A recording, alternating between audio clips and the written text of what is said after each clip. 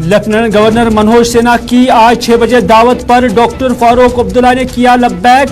कहा एजेंडा नहीं मालूम पर मीटिंग में जाने के लिए तैयार। पीडीपी सदर महबूबा मुफ्ती ने मीटिंग में जाने से किया इनकार। कहा चाय पर बुलाए जाने वाली मीटिंग का कोई एजेंडा ही नहीं है।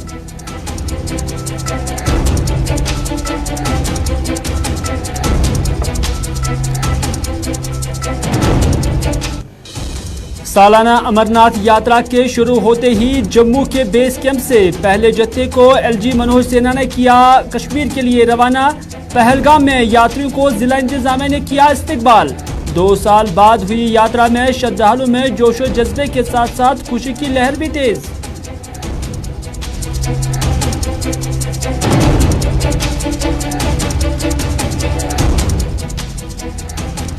और पंता चौक के दुकानदारों ने किया एहतजाजी मुजाहरा। कहा यात्रा के पेश नजर इंतजामिया ने दुकानें बंद करने को कहा। पुलिस ने भी दी सफाई। कहा यात्रा कैंपस में कुछ दुकानदारों से वेरिफिकेशन न मिलने पर दुकानें बंद रखने के लिए हिदायत।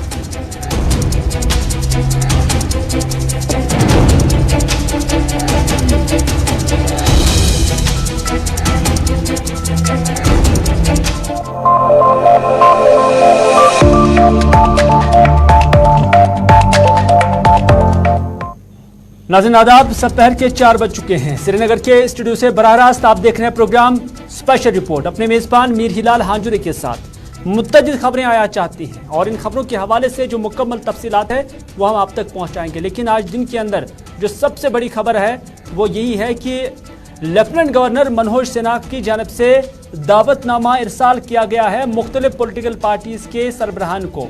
और इसमें यह दावतनामा पीपल्स कॉन्फ्रेंस और उसके साथ साथ अपनी पार्टी नेशनल कॉन्फ्रेंस और मुतअद्दिद ऐसी जमातें हैं जिसमें पीडीपी भी शामिल है। लेकिन इन मीटिंग्स में जो आज शाम 6 बजे लेफ्टिनेंट गवर्नर के दौलत खाने राजबाग के अंदर होने वाली है, तो इसमें क्या कुछ एजेंडा होगा। हालांकि एजेंडा कोई तय नहीं किया गया है या जो इन्विटेशंस दिए गए हैं उसमें एजेंडे का जिक्र नहीं किया गया है।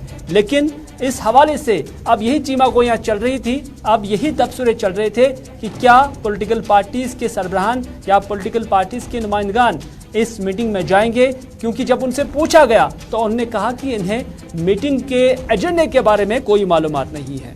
और इस हवाले से पीडीपी की जानिब से एक ट्वीट भी किया गया है। पीडीपी तर्जुमान सुहेल बुखारी की जानिब से एक ट्वीट भी किया गया है और उस ट्वीट में उन्होंने कहा कि आज शाम जो मीटिंग होने वाली है, हालांकि उन्होंने कहा कि एक संजीदा नौयत की मीटिंग जो आज शाम होने वाली है और उसके लिए उन्हें दावतनामा आज सुबह मिल रहा है।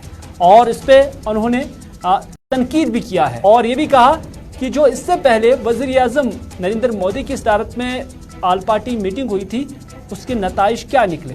और उसमें लेफ्टिनेंट गवर्नर भी मौजूद थे और दाखिला वजारत भी मौजूद थी। तो इस तरह का सवालिया सुहेल बुखारी ने छोड़ा। तो इस तरह से हमने भी जानने की कोशिश की कि आखिर पीडीपी क्या कुछ करने वाली है। तो इस हवाले से जो हमें ज़राए के हवाले से खबर मिल रही है, पीडीपी हेडक्वार्टर से खबर मिल रही है, तो पीडीपी ने इस मीटिंग में जाने से साफ इनकार किया है। क्योंकि पीडीपी का मानना है कि इस मीटिंग का एजेंडा नहीं है और ये सिर्फ चाय पर बुलावा है। लेकिन यही सवाल आज हमने डॉक्टर फारूक अब्दुल्ला से भी पूछा, क्योंकि डॉक्टर फारूक अब्दुल्ला श्रीनगर के टैगोर हॉल में एक फंक्शन पर मेहमान खुसूसी के बतौर मौजूद थे। जब वहां से निकले तो हमारे नुमाइंदे ने पूछा कि आपको दावतनामा इरसाल हुआ, तो डॉक्टर फारूक अब्दुल्ला ने उसके जवाब में क्या कुछ कहा, आइए देखते हैं।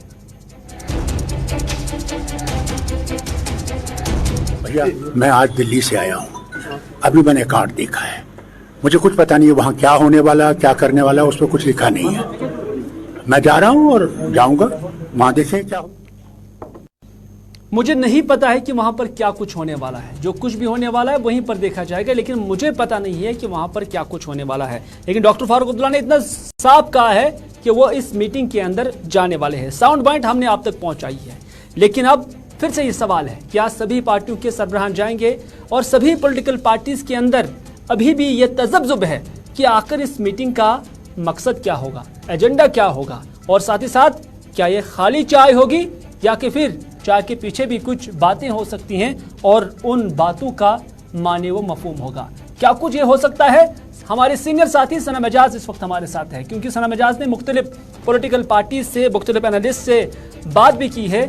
सनम, महबूबा मुफ्ती ने कहा कि वो नहीं जाएंगे, लेकिन डॉक्टर फारूक अब्दुल्ला ने कहा कि वो जाएंगे। तारिक आमिर साहब ने कहा कि हालांकि मेरी सेहत ठीक नहीं है, अदरवाइज जाने में कोई एतराज नहीं है। अवामी नेशनल कॉन्फ्रेंस को भी दावतनामा मिला है और वो भी जाने के लिए तैयार हैं, लेकिन बेशतर पॉलिटिकल पार्टीज जाने के लिए तैयार हैं।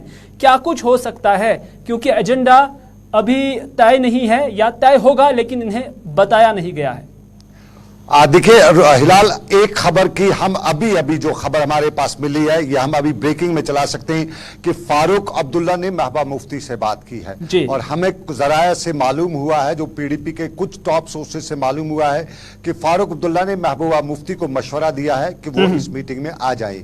क्योंकि महबूबा मुफ्ती ने जो ट्वीट किया था, जो उनका ऑफिशियल ट्विटर हैंडल था, या सोहेल बुखारी जो ट्वीट किया, उसमें उन्होंने जाने और न जाने का नहीं रखा था, बल्कि उन्होंने कुछ जो पुरानी मीटिंग्स हैं उनका खतुखाल पेश करते हुए बताया था कि क्या है यह मीटिंग। लेकिन अभी जो हमारे पास खबर है कि फारूक अब्दुल्ला जो श्रीनगर पहुंचे, तो उनके बाद मीडिया ने उनसे पूछा कि आप जाएंगे, तो उन्हें बिला सुने समझे बताया कि हम जाएंगे। और जाने के बाद जब वो ऑफिस पहुंचे तो वहां पे कुछ मीटिंग्स उनके अपने पार्टी कैडर्स हुई और उसके बाद फारूक अब्दुल्ला महबूबा मुफ्ती से बात की है और महबूबा मुफ्ती को बताया है कि ये हमें इस मीटिंग में जाना चाहिए, क्योंकि कल हो सकता है इस मीटिंग के बाद हमें बताया जाएगा या मीडिया पे ह्यू एंड क्राई मचाया जाएगा कि आपके साथ बातचीत की बात की जाती है। आप अक्सर कहते हो कि हमारे साथ बातचीत करें, लेकिन आप उस वक्त ठीक वक्त पे आप अपना वो उस बातचीत में हिस्सा नहीं बनते हैं। तो इस वक्त हमें जाना चाहिए, मशवरा फारूक अब्दुल्ला ने दिया है। और ये भी बताया है, हमें कुछ जानकार ये भी बता रहे हैं, नेशनल कॉन्फ्रेंस के एक लीडर ने हमें बताया कि फारूक अब्दुल्ला ने ये भी बताया कि वहां जाने में एतराज क्या है। वो हेड ऑफ द स्टेट है, वहां पे जाएंगे, सुनेंगे और सुनाएंगे। अगर उनका कुछ कहना होगा वो हम सुनेंगे और अगर हमें कुछ होगा कहना तो वो हम सुनाएंगे। फिलहाल जाके वहां देखना है मूड क्या, क्योंकि कोई एजेंडा तय नहीं है। क्या मीटिंग में फारूक अब्दुल्ला के बकौल क्या इस मीटिंग में सिर्फ चाय होगी, वो जिस पे कहते हैं कि वो जो बातचीत आपस में गुफ्तशनीद या रूटीन की होगी, या इसमें क्योंकि एजेंडा नहीं है तो इसमें क्या कोई डिस्कशन जो है पॉलिटिकल डिस्कशन होगा या नहीं होगा, ये अभी तय नहीं है। तो इसलिए वहां जाने में बिल्कुल सनम, जब हम देखते हैं कि सिर्फ खाली चाय नहीं हो सकते हैं, क्योंकि आज न ईद है, न दिवाली है, न होली है, और इन मौकों पर तो अक्सर पॉलिटिकल पार्टीज के लीडरों को बुलाया जाता है। हालांकि जम्मू कश्मीर के अंदर आज तक नहीं बुलाया गया है जब से गवर्नर का शासन चला है, लेकिन आज अचानक न कोई त्योहार न कोई दिन, लेकिन इसके बावजूद बुलाया जाता है। तो क्या ऐसा हो सकता है कि सियासत ही होगी और सियासी पस मंजर में ही बात की जा सकती है और कोई वातावरण या माहौल बनाने की कोशिश होगी? देखिए, जब बड़े कहीं बैठेंगे या आम लोग भी बैठते हैं, जो कोई भी उनकी चाय पे चर्चा जिसे हम कहेंगे वो अगर होगी, तो हर मुद्दा जो है उसमें डिस्कस किया जाता है, हालात भी डिस्कस किए जाते हैं। हम 3-4 जर्नलिस्ट कहीं बैठते हैं तो हम हर चीज पे डिस्कस करते हैं। यहाँ तो बड़े पॉलिसी मेकर्स बैठेंगे, रियासत के बड़े नाम बैठेंगे, तो साफ जाहिर है सिचुएशन भी डिस्कस होगी इसमें, चाहे वो ऑफिशियली हो अनऑफिशियली, जिस तरह हाल में भी हो, लेकिन ये डिस्कशन होगा। दिल्ली के मामलात भी डिस्कस होंगे, कश्मीर की जो ग्राउंड सिचुएशन है वो भी डिस्कस होगी, क्योंकि सुनने और सुनाने वाली जब बात आती है तो यहां से भी कहा जाएगा, वहां से भी कुछ कहा जाएगा, सुना भी जाएगा, सुनाया भी जाएगा। तो कहे सुनने और सुनाने में सबसे इंपॉर्टेंट है, लेकिन इसमें हमें इंपॉर्टेंट देखना है कि ये मीटिंग खास इस मौके पे आज क्यों बुलाई गई। जरूरी यही है कि आज अचानक इतने वक्त के बाद एलजी के ऑफिस से चाय पे बुलाया जा रहा है और सभी पार्टी लीडर्स को, बाकी किसी को नहीं। तो इसके पीछे की कहानी हमें समझने की जरूरत है, क्योंकि आगे वाला वक्त जो है वो सियासी मैदान के लिए हमवार भी होना है। तो उस हवाले से आज के इस मौके पे मीटिंग में बुलाना बड़ी बात कह जाता है। बात ये दिल्ली तक पहुंच जाती है और बात दिल्ली तक पहुंचते पहुंचते इस साल के आखिर पर भी नजर पड़ जाती है। और माना यही जा रहा है कि दिल्ली से लेके कश्मीर तक की सूरत-ए-हाल पर दिल्ली नजर रखते हुए कुछ बड़े प्लान का सोच भी रही है, और उस सोच विचार को आगे बढ़ाते हुए यहाँ की पॉलिटिकल लीडरशिप से, यहाँ की पॉलिटिकल पार्टी से कहीं न कहीं उनको कॉन्फिडेंस में लेना है। और एक जो वैक्यूम क्रिएट हुआ है, जो पॉलिटिकल वैक्यूम है, उस पे कहा जाता है कि दिल्ली जम्मू कश्मीर की सरकार से खुश नहीं है, और उस सब को या उस वैक्यूम को फिल करने के लिए आज का जो चाय पे चर्चा ये एक सिलसिला है, सिलसिले की पहली कड़ी है। आगे के हवाले से भी इस तरह के हमें मीटिंग या इस तरह की चर्चे जो हैं वो देखने को या सुनने को मिल सकती है। इब्तिदा में ही सनम आपने कहा था कि डॉक्टर फारूक अब्दुल्ला की जनब से महबूबा मुफ्ती को कन्विंस करने की कोशिश की जा रही है, तो क्या अब महबूबा मुफ्ती कन्विंस्ड है, वो जाने के लिए तैयार है, इस तरह की कोई खबर मिली है? देखिए अभी हिलाल उस हवाले से कोई खबर नहीं, हमें इतना ही मालूम हो सका कि फारूक अब्दुल्ला ने महबूबा मुफ्ती को बताया कि जाने में कोई एतराज नहीं है, हमें जाना चाहिए। और कुछ कहा जाता है कि पुरानी मिसालें दी गई, जब मनमोहन सिंह के दौर हुकूमत में जो ग्रुप्स आया करते थे तब के हालात भी उनको बताए कि तब ये हुआ फिर ये हुआ, ये सब कुछ बताया। तो इस वक्त माना जा रहा है कि कहीं न कहीं महबूबा मुफ्ती फारूक अब्दुल्ला की बात को टाल नहीं सकती है। वो उनको इज्जत देती है, उनको लीडर मानती है, चाहे वो अलग पार्टी से हो, लेकिन महबूबा मुफ्ती उनकी बहुत कदर करती है। तो मुझे लगता है कि शायद महबूबा मुफ्ती फारूक अब्दुल्ला की बात को मान लेगी। जहां तक मेरी यादाश्त मुझे याद या हमें साथ दे रही है, मुझे याद है कि जब वज़ीर आज़म की जानिब से भी आल पार्टी मीटिंग बुलाई गई थी, शायद उस वक्त भी महबूबा मुफ्ती थोड़ी सी रिलेक्टेंट रही थी और उस वक्त भी जाना नहीं चाहती, लेकिन फिर डॉक्टर फारूक अब्दुल्ला ने उस वक्त भी अपना इंटरवीन किया था, जिसके नतीजे में फिर महबूबा मुफ्ती भी वहां पर गई थी। तो आज भी कहीं ना कहीं सिचुएशन वैसी ही है। देखिए बिल्कुल सिचुएशन वही है जो ऑल पार्टीज डेलीगेशन दिल्ली गया था। महबूबा मुफ्ती पहले से नाराज थी, नहीं जाना चाहती थी। फारूक अब्दुल्ला ने कहा चलिए चलते हैं, और महबूबा मुफ्ती बाद में गई भी। आज भी अभी तक की जो खबरें, महबूबा मुफ्ती के लिए फोन गया या जिस जराया से उससे बात की गई, तो उससे बात होने के बाद अब मुझे नहीं लगता है कि, क्योंकि महबूबा मुफ्ती ने अपने ट्वीट में भी सुबह नहीं बताया कि वो नहीं जाएंगी, उन्होंने हालात बताए, उन्होंने ये पब्लिक ओपिनियन पे छोड़ा है। सुबह उनका ट्वीट अगर हम देखें तो वो लोगों के अपने ओपिनियन पे रखा है कि वो उसको किस नजर से लेते हैं। कुछ अल्फाज उसमें सख्त भी थे, लेकिन उन अल्फाज के बीच में रस्ते की उसने गुंजाइश रखी हुई थी। तो मुझे लगता है 6 बजे की जो चाय पे चर्चा होगी उसमें महबूबा मुफ्ती भी हो सकती है। बहुत बहुत शुक्रिया सनम एजाज इस हवाले से पूरी जानकारी देने के लिए और जराए के हवाले से खबर फराहम करने के लिए। और साथ ही साथ ये भी है कि जो हमारे जराए हैं वो यही कहते हैं कि महबूबा मुफ्ती ने अभी तक साफ इनकार किया है कि वो इस मीटिंग में नहीं जाएंगी, क्योंकि इसका एजेंडा नहीं है। बल्कि न सिर्फ एजेंडा नहीं है, बल्कि ये सिर्फ चाय पीनी है, तो उसके लिए वो नहीं जा सकती है। लेकिन जैसा कि सरब ने कहा कि अब कम्युनिकेशन जो है वो की जा रही है डॉक्टर फारूक अब्दुल्ला की जानब से, और मुमकिन भी है कि महबूबा मुफ्ती कन्विंस हो जाए और उसके बाद शाम 6 बजे जब ये मीटिंग होगी तो उसमें PDP की जानब से महबूबा मुफ्ती या कोई और नुमाइंदा वहाँ उस मीटिंग में शामिल हो सकता है। लेकिन ये सब 6 बजे के बाद ही देखा जा सकता है।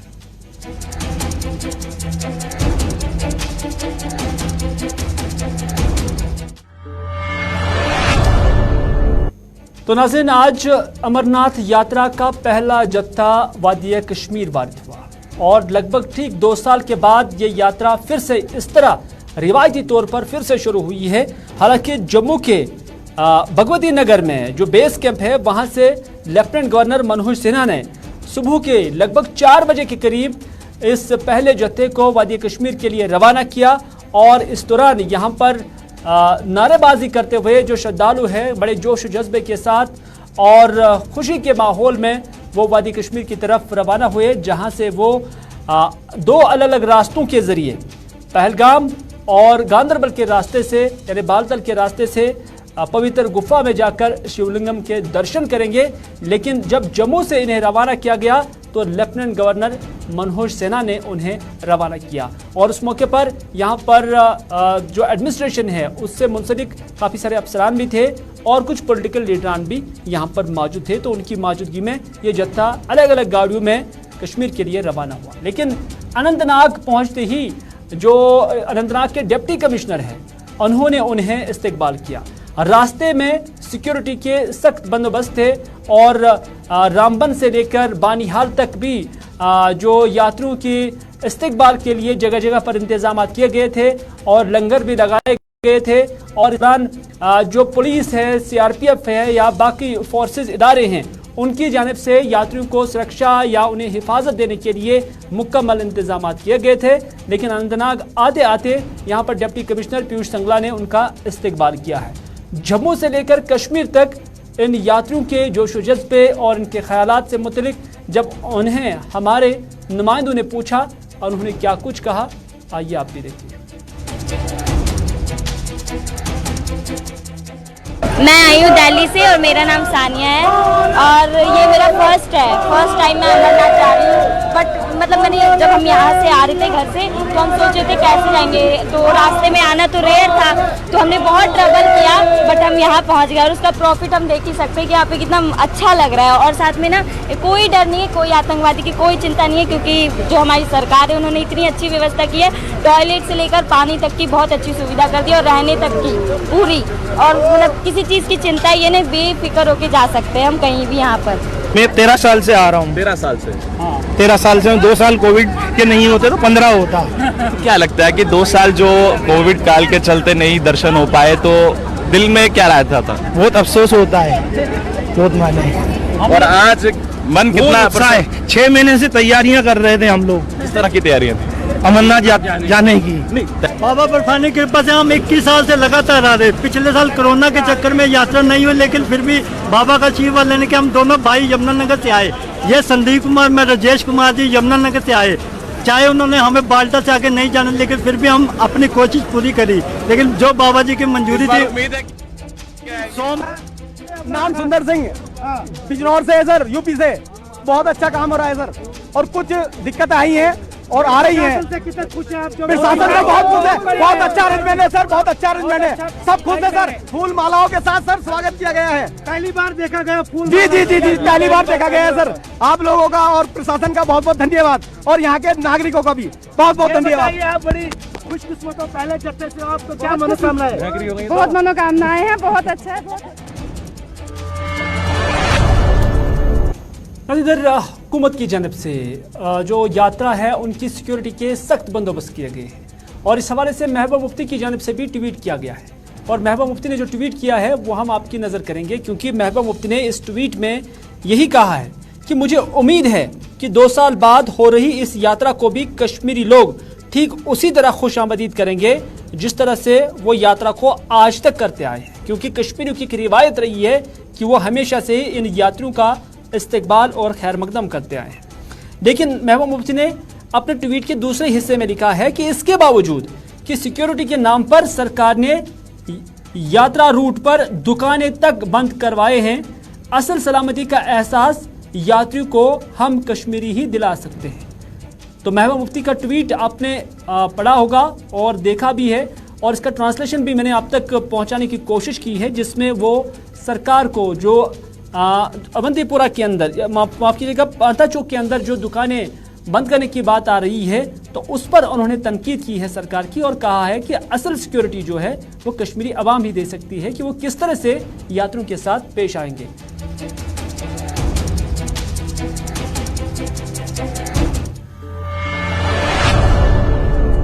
जहां महबूबा मुफ्ती ने पंथा चौक के दुकानदारों का जिक्र किया, वहीं पर आज पंथा चौक के दुकानदारों ने एहतजाजी मुजाहरा भी किया, और इन मुजाहरीन ने कहा कि हम यात्रियों की गाड़ियां ठीक करते हैं। हालांकि ये मैकेनिक और जो कबाड़ी है वो हैं, और उनका मानना है कि वो हम यात्रियों की गाड़ियां ठीक करते आए हैं आज तक जितनी बार यहाँ पर जो है यात्रा हुई है, और आज हम ही को 40 दिन तक दुकानें बंद करने के लिए कहा जा रहा है।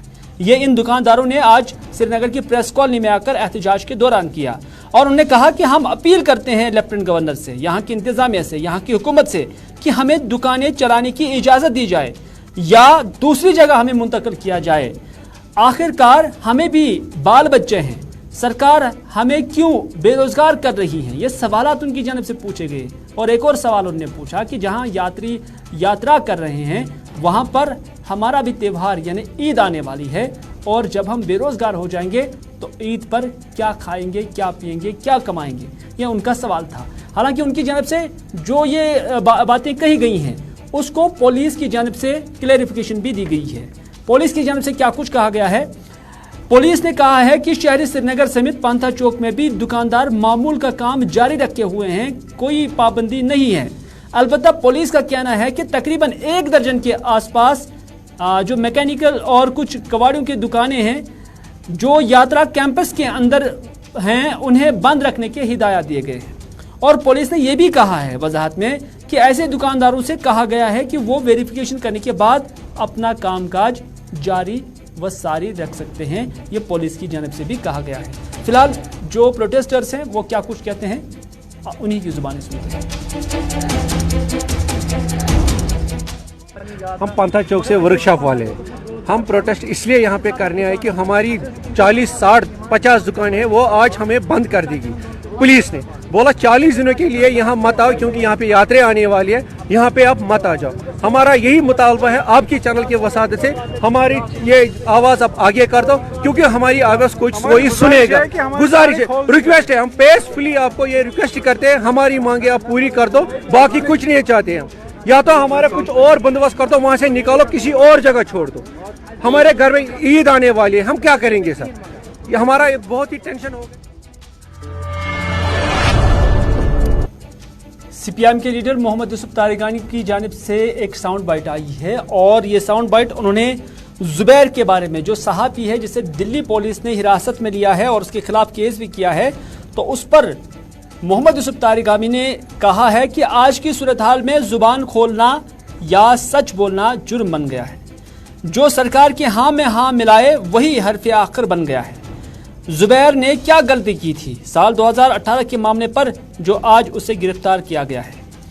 दरअसल महबूब मुफ्ती का तारिगानी का मानना है कि जुबैर दरअसल सच और झूठ का ऑपरेशन करता था और यही इसका कसूर बन गया है। तरीक़ेकार बन चुका है हुक्मरान पार्टी का, झूठ बोलते जाओ, हक़ाइक़ को तोड़ मरोड़ करके पेश कर लो और उस हद तक भी जाना है ताकि झूठ को सच माने आवाम।